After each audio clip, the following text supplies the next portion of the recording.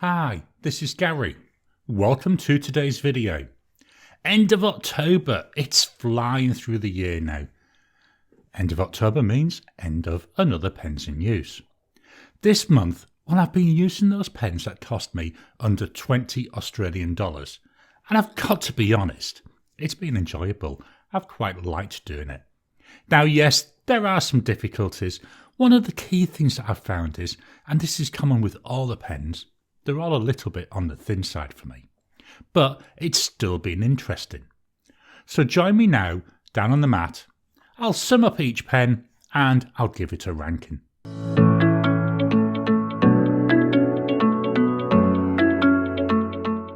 So here we are down on the mat. Time to take a look at the pens. So as I said in the intro, this month it's been really interesting. There's been a couple of common themes really. They all really feel a bit too thin in my hand. And the other thing is most of them feel quite small as well. Most of them, to be honest, I need to use posted. So let's jump straight in and let's look at the pen that came in at position number 6 this month. That's this one. The Jinhao 992. Now, I do like this pen. I've got this pen in a number of different colours. I think it's really nice. You can get them in translucent colours, but you can also get them in solid colours. So there's a lot of flexibility there. And at $2, I've got to be honest, you can't go wrong with this pen. The ink, well, it just lasts and lasts and lasts. I used the converter that came with it. And I've got to be honest, I filled it up 3 months ago. And I've only just emptied it this month. That's how long it lasts. The other beauty is, as you can see, it can be eyedroppered, loads of threads, and it's got a built-in O-ring. So really have thought about it for a $2 pen. Just take a quick look at that nib as well. The nib, yes, it's very small, but when you're writing, it's lovely to write with. What's my issue with this then? As I said, look at that. It's too small for my hands. Really is uncomfortable to use it unposted. It does post, and posted, well, it's more or less reasonable, so it's nice enough. Why is it position number 6? Well, something had to be, didn't it? And when I look at them all, the thing here, it's that shortness which really lets it down. So that's why, for this month, this has come in at position number 6. So coming in at this month's position number 5, that goes to the Picasso Pimio 916. In here, I've got Pelikan Edelstein Garnet. If we look at this, yes, look, there's plenty of shading coming through in here. But when I was writing for the rest of the month, didn't really see much of that shading, and that's something I'd like to see come out. The nib, it's black, it's really nice. I think it really matches the rest of the body. I mean, really, this is a pretty pen to look at. And just that little bit of red there really fetches it out. It's another one. It's a cartridge converter. You couldn't eyedropper this one. Now, one thing I will point out with this nib, it says it's a medium. But if we look at how it writes, I've got to be honest, to me, it's more like a fine. So that is something to be aware of. The section, this is what really lets this pen down. That section, it's just too thin for me. It's really uncomfortable to hold, especially when you're doing a longer writing session. As I say, the only reason I'm marking it down is on the section. Other than that, it's not a bad pen. It writes really smooth. There's a little tiny bit of feedback, which makes it really, really pleasant to work with. I haven't had to do anything to the nib. It just writes and it writes and it writes. But I have to store these pens. So that's why, for this month, this comes in at position number 5. At position number 4, we've got this one. This is the Jinhao 35. Looks very similar to that Picasso. Let me fetch the Picasso back in for a second. The Jinhao, slightly longer, has got more of a same width all the way down, where the Picasso's got a little bit of interest by having a slightly different shape. I love the black clip on this. It looks really nice. It's actually a larger nib than what we've seen so far. Reminds me a little bit of a Lamy nib. Again, I love the fact that it's black, so it matches in with the rest of the pen. The section on this is definitely thinner than that Picasso, and there's very little difference between the width of the section and the width of the main body. It fits nicely in my hand, doesn't need to be posted, but it does post and to be honest, it's not too much longer when it's posted. Again, another cartridge converter pen. Metal inside it though, so yet again, not one that you could eyedropper. The ink colour that I've used with this, the Diamine Earl Grey, absolutely love it. It adds more interest than just using a plain black ink. I mean, generally with just a black pen, I would be looking at more of the blacker side of the inks, but this Earl Grey, I love the grey of it. On here, it looks quite dark, but on some of the papers, it's a lot lighter, a little bit like the light grey that's coming off from these smudges. So in that respect, it's a nice, interesting ink to work with. The pen doesn't dry out, so I can leave it for a couple of weeks, pick it up, and it writes straight away. To be honest, that's a similar story for virtually all the pens this month. They've all really behaved really well. It's still a bit on the thin side though, so I do find that after using it for, maybe half a page, my hand does start to ache a little bit. Other than that, it's a nice pen. It's really enjoyable. And this month, that means it comes in at position number 4. So we've got 3 more pens left. Let me just reposition the paper. There we go. We can see the details of the remaining pens now. So what's going to come in at position number 3? Well, I've really had to think about it this month. And at position 3, I've decided it's going to be this one. This is the PenBBS 494. It's got a fine nib. The ink in here by Diamine, and it's Monboddos hat. And yes, I have double checked. It's definitely Monboddos. I know I'm forever spelling this wrong. I really do struggle with spelling this name. But yeah, Monboddos hat. Lovely, gorgeous purple colour. Really nice. Absolutely love the name of the ink. And I love the colour that it comes out as. If I was to look at something negative with this, I do find with this fine nib, this ink comes out really, really dark. There's no shading or anything like that. So it's not an overly interesting ink, apart from the fact that it's purple. So it's slightly different than a lot of the inks that I do use. It's a clear demonstrator. The cap twists off. The other pens so far have all pulled off. Yet again, it's another smallish nib. Doesn't really matter because it's enough that it lets me get the thoughts out of my head and onto paper. It's a piston filler, the only piston filler that we're seeing this month, and it really does hold a lot of ink. As you can see, I've still got some ink left in this. It's the only pen this month that's still got ink left in it. Issues I've got with this, again, it's very short. Look at that. It can be posted, and it posts quite nicely down onto the body. I've got to be honest though, posted, I do think it's still a little bit long. The section again, well, that's not very wide. It's not as bad as with that Picasso, but it's still a small section. And again, it means my hand ends up aching after a few minutes. But all in all, not a bad pen.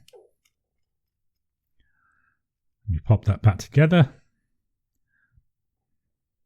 It's another smooth writing pen. I needed to do a little bit of work on the nib. Just took it to some micro mesh, did a few figure of 8s. That soon sorted it. And to be honest, I have to do that with most of the nibs that I have. It's had no issues writing on any paper. So I've used it on Clairefontaine, Rhodia, some cheap pads from the supermarket, this optic paper.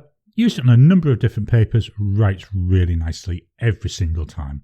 No issues with hard starts, no issues with skipping. It just writes gloriously. So that means for this month, this comes in position number 3.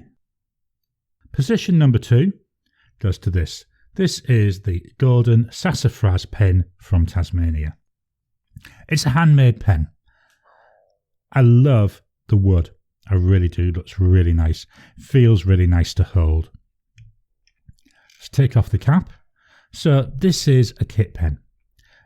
And one of my big complaints, it's again, look how narrow that section is. My fingers, they're touching. It's not comfortable to hold, especially for a longer session. It's a small nib and it's gold coloured, which when you look at the trim and the wood, works really well.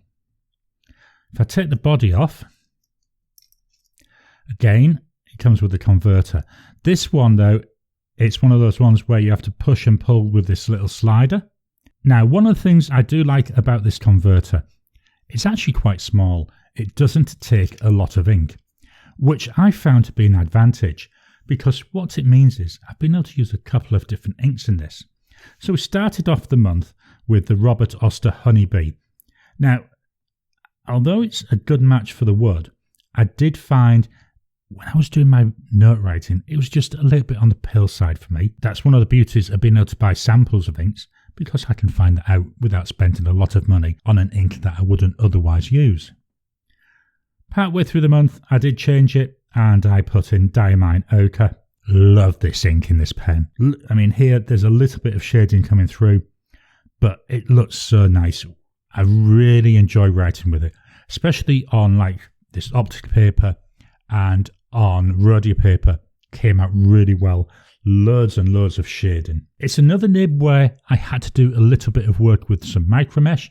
As I said, not that much, just a tiny little bit. But at the end of it, that gave me a pen that writes really, really nicely. Mainly because of that thinness of the section. That's really why I've marked it down, because, as I say, it is uncomfortable for me.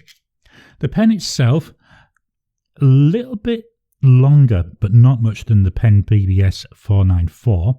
But it's heavier, so it doesn't feel as bad. To post it, you screw on that back end. Posted, way too long. Feels really back heavy for me. But other than that, really enjoyable pen. Really enjoyed writing with it.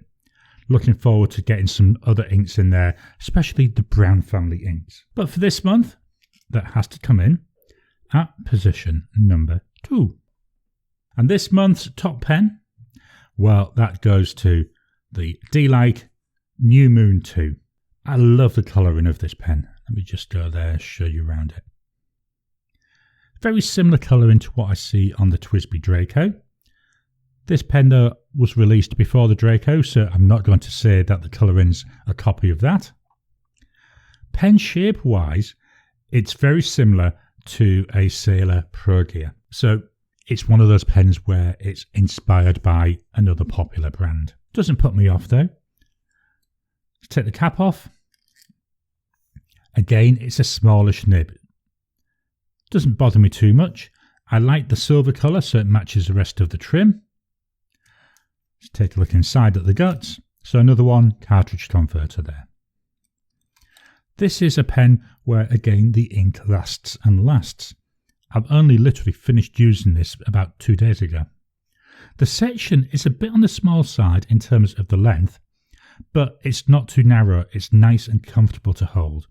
This is one where I found even after using 2 or 3 pages worth of notes, it still wasn't hurting me. The pen, as we can see, a little bit on the short side. It does post, and it posts quite nicely. Posted, it's actually really usable. I really enjoy that.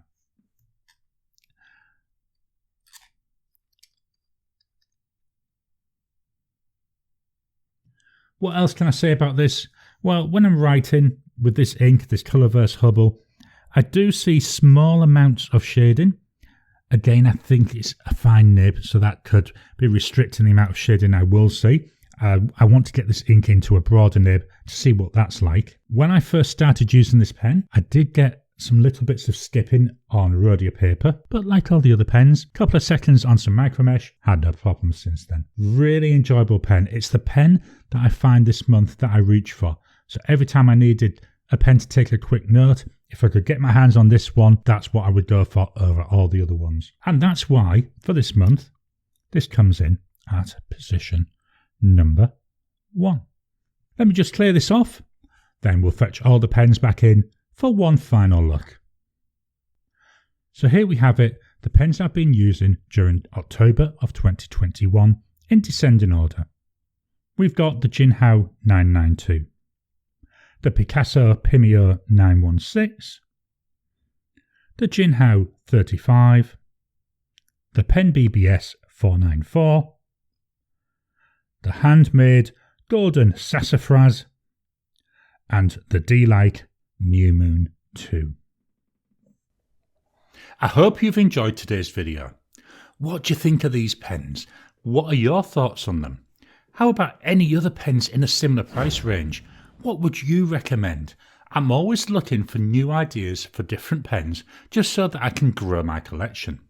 please drop a comment down below. Why not kickstart the conversation? Please hit the thumbs up button. Every time you like, every time you comment, well, it just helps with the YouTube algorithm to surface my videos for other people. If you haven't already, please subscribe to my channel so that you can get new videos as I release them. I'll talk to you again soon.